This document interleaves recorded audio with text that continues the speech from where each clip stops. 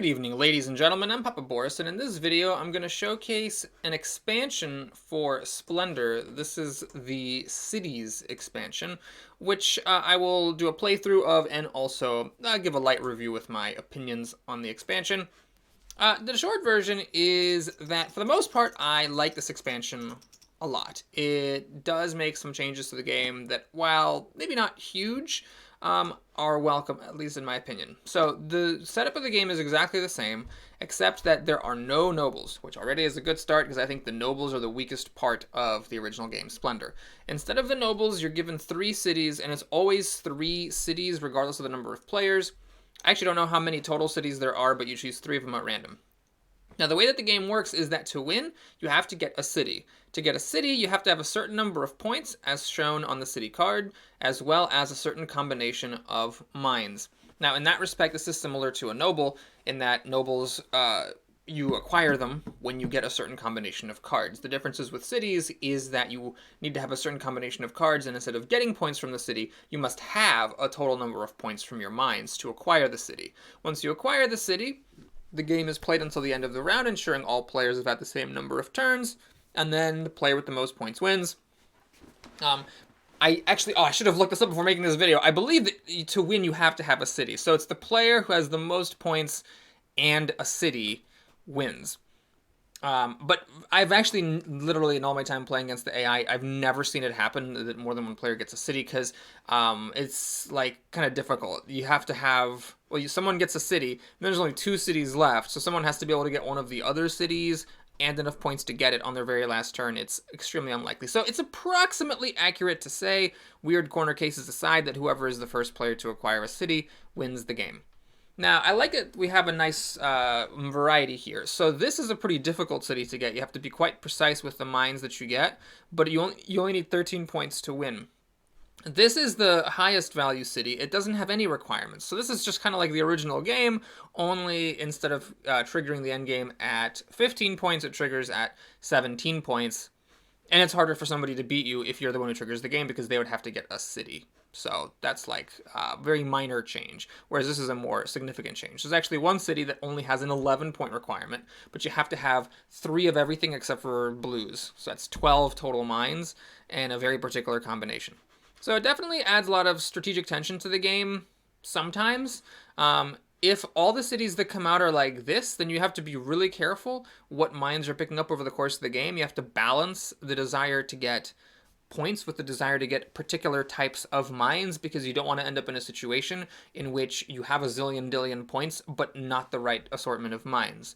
On the other hand, cities like these, which are likely to happen just kind of over the course of things naturally, don't necessarily change the feel of the game that much, except that perhaps getting point cards is more important because there aren't any nobles to shore up your points if you're just getting random collections of gems.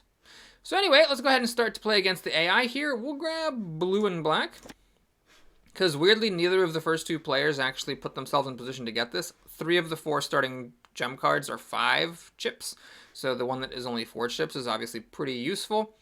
And then besides that, I'm not exactly sure. None of these cost like 4 or 5 whites.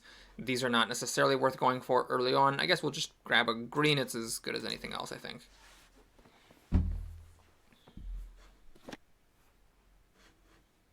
Hang on a second. Let me change my taskbar settings here to hide the taskbar. There we go. That's much better. Kind of want to see what I've got here. Okay, so we're going to go ahead and grab blue and black again. These players cannot steal this throne from under me, which is sort of unusual, actually. Like, I think if human beings were playing this, whoever is first would have taken blue, black, and something else and bought this, and nobody could have stopped them unless, of course, they reserved that card, which is an unusual move. I'm not sure how often people actually hate draft a basic card just to prevent the first player from being able to get it.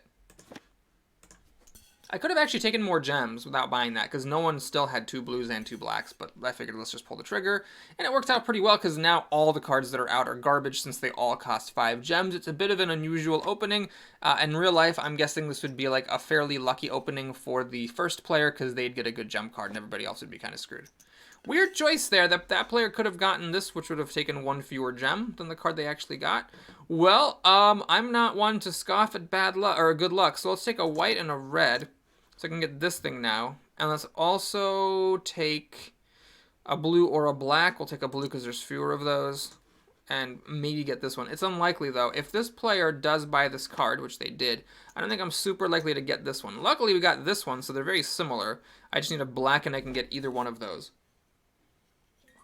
It's still possible that I do not get either one because these two players can pick them both up. But I'll still try. So we'll get a black, and then if that fails, what am I doing with my life? Well, I could just get this one. It's 4 chips since I have a white one. It's not the end of the world. We'll take a green on the off chance I can maybe save up to that. It's not super likely. And I guess it's either red or white.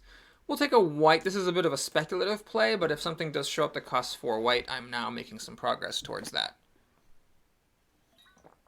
One awkward thing is I don't have the ability to take 3 gems next time. Ooh, this person got screwed. They only have 7 gems, but there's only 2 of the same color available. Luckily, they can buy something. Well, luckily for them. Any hoodle, let's get this. This only costs me 3 chips. And I still keep my collection of whites in case something does show up. That takes a bunch of whites. It could still happen. Now notice in this game, I'm not super worried about which cards I'm picking up because worst case scenario, you can just race up to 17 points. This is not that unlikely to happen if you just go for like an opportunistic game where you just pick up whatever's available because you're likely to get an assortment of the lower ones and you can pick up the 1 or 2 that you need at the end if you need to. Now this actually really blows. Oh man, this sucks a bag of dickos because there's only 2 different colors of gems available. I could take 2 reds, which would be amazing if there was like a red cost 5 thing here, which there's not.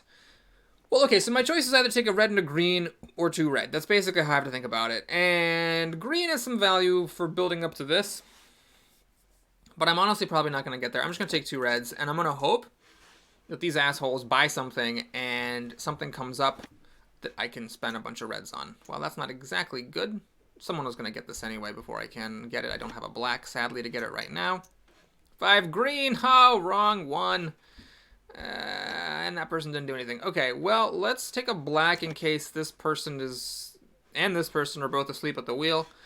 And besides that, all right, we're going to do a little bit of a frisky move here. We're going to take a white and a green. I mean, I don't want red. I don't want red number 6. Although if 6 cost red had shown up here, that would have been an amazingly good outcome. I am doing this so that if someone buys something, and now I can get a 4 white card or a 4 red card.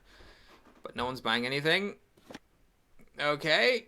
That is oh so painful. I've got the white and the black, but not the blue. But nobody bought this. Oh, that's fine. So I spend 2 chips to get a thing. I think at this point in the game, it's still early enough that paying 2 gems for a card is acceptable.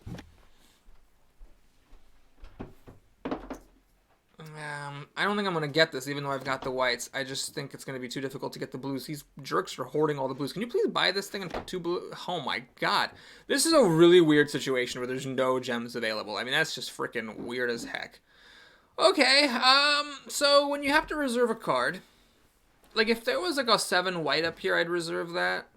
Or like a 7 red, I'd reserve that. As it is, I don't have the setup for any of these. This, I'm too far off. I don't have the blues or blacks. I'm going to reserve this one. Because I have to reserve something, and hope to get it at some point. Although someone's got to help me out and flip up something I can actually buy, because I can't actually buy this thing. I'm going to be stuck having to reserve another card. Oh, 4 blues, are you kidding me? Well, this is not turning out very well. So now this person's, putting the blues back in, but I don't have the ability to actually take them.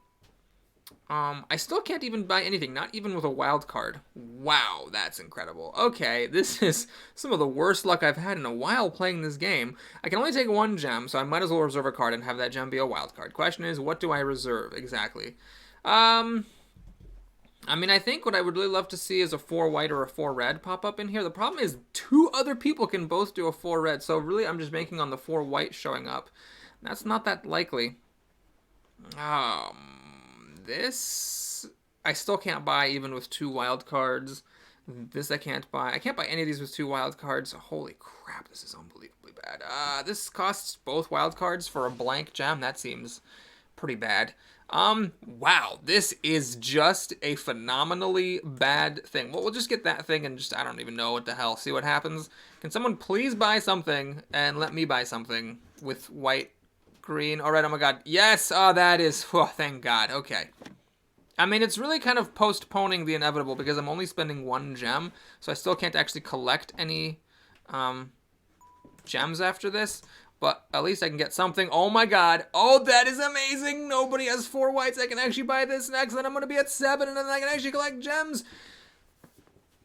This tension is through the roof.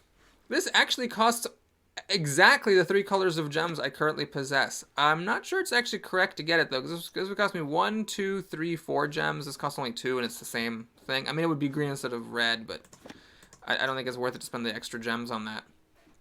Okay, so now I'm at 7. I'm way behind on points.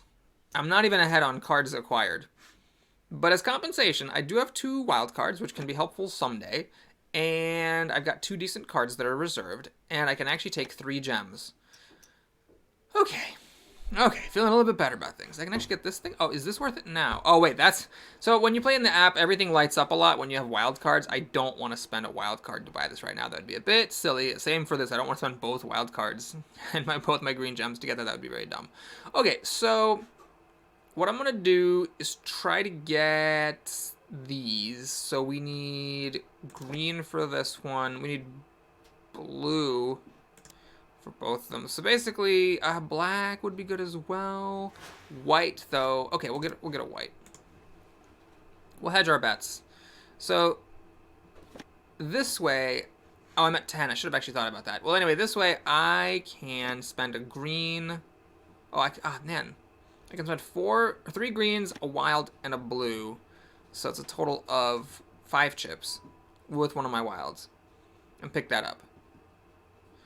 I can spend 1 wild. No, this would be 2 wilds because of the black. You know what I actually think might be the correct play here, weirdly enough?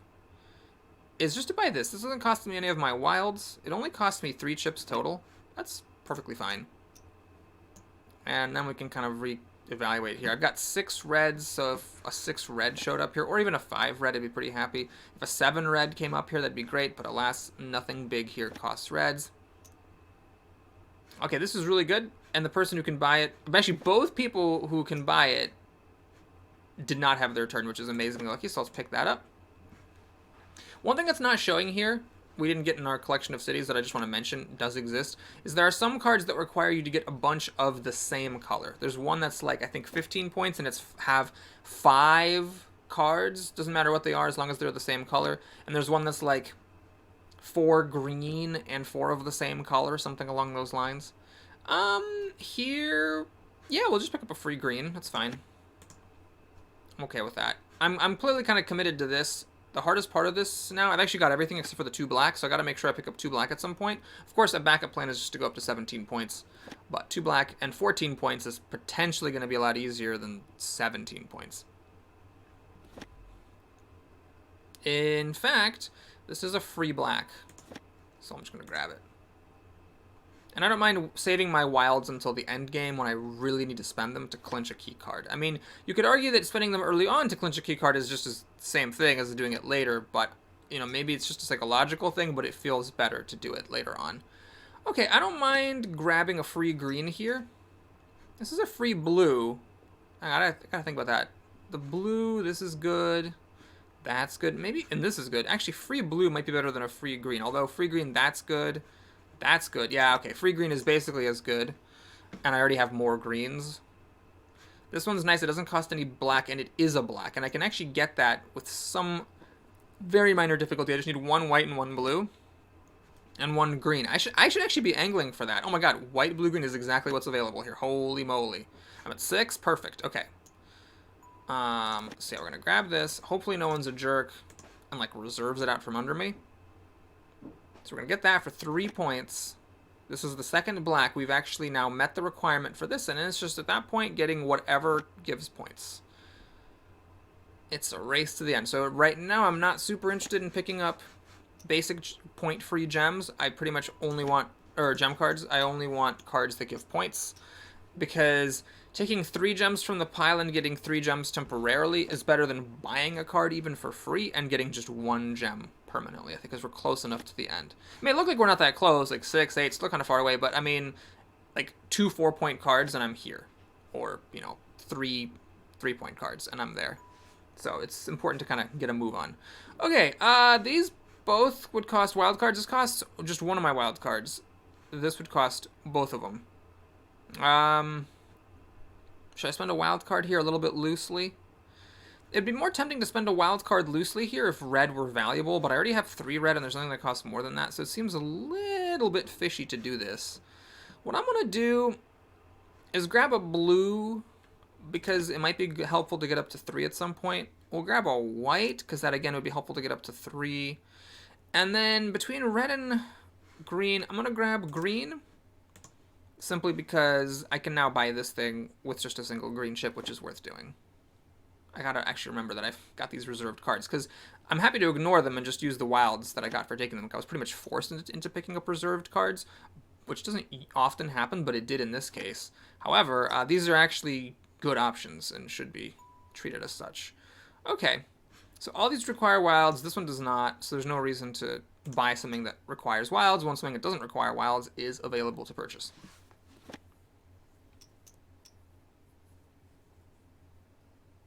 This would require 1 wild.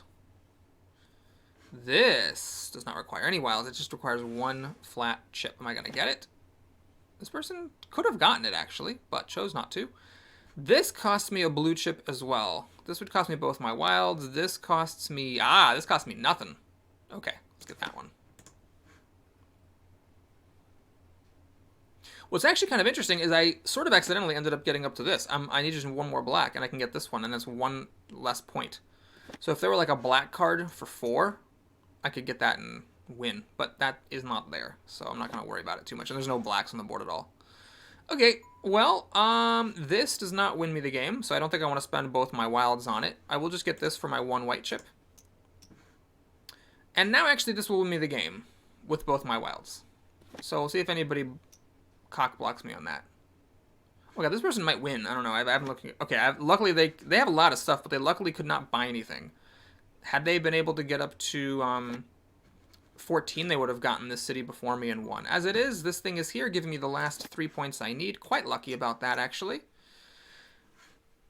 So I get that 1 city. Now this person has no city they can get unless they pick up a 5-point card, which I don't even think there is a 5-point card. So yeah, this is why it's... That was really loud. That's why it's very likely whoever gets the first city simply wins it. 26, not bad. The fastest I can do against the AI is 24, which is really rare. 25 is pretty rare, so I'm pretty happy with that. Anyway, thanks for watching. Hope you enjoyed it. Please like and/or subscribe, and I'll see you again soon. Take care.